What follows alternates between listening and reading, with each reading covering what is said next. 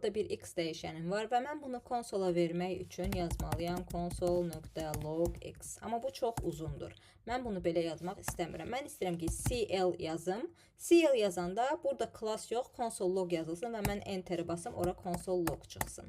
Bunu eləmək üçün biz özümüz snippet, yəni shortcut əlavə eləyə bilərik. Bunun üçün gedirik Windows userlar Ctrl-Shift-P hərfinə basırlar. MacBook userlər isə Command, Shift və P hərfinə basırlar və bizdə belə bir pəncərə açılır. Buradan bunu tapırıq. Snippets, Configure, Snippets. Bunu tapırıq və basırıq və bizdə burada axtarırıq javascript.json faylını. Gəldik. Görürsünüz, burada bizdə description da artıq başa salır. Baxın, düz bu hissədə bizə göstərir ki, biz özümüz necə snippet əlavə edə bilərik, necə shortcut əlavə edə bilərik.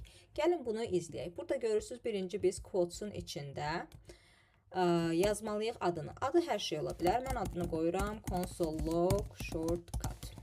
2 nöqtə qoyub bir obyekt açırıq. Obyektimizin içində əvvəlcə bir prefix olacaq. Yəni biz bu komandı nə şəkildə yazmaq istəyirik? Qısa olaraq, shortcut olaraq CL kimi yazmaq istəyirəm mən. Və body hissəsinə göndəririk. Nəyi CL kimi yazmaq istəyirəm? Console.log. Və mən burada bir də $1 yazıram. Bu $1 nə deməkdir? Mən bu $1 qoyduğum yerdə kursor başlayacaq. Yəni, baxın, hal-hazırda kursor hardadır? 2 mötərizənin ortasında.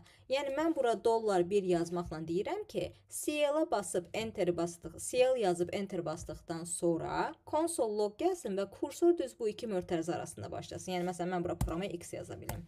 Onun üçün burada $1 yazıram. Bu qədər bəsit. Son olaraq da bir dənə description, təsvir yazaq. Burada istədiyimizi yaza bilərik. Mən yazacağım məsələn print output nəticəni to console. Nəticəni konsola çıxar. Belə bir description yazdım. Nə istəsəz yaza bilərsiniz. Всё. Bununla da biz CL shortcutını özümüz əlavə eləmiş olduq. Gedək baxaq. CL yazıram. Gördüyünüz kimi. Enter bastım. Всё. Kursor da düz 2 mötərizənin arasında başladı. Bu qədər bəsit.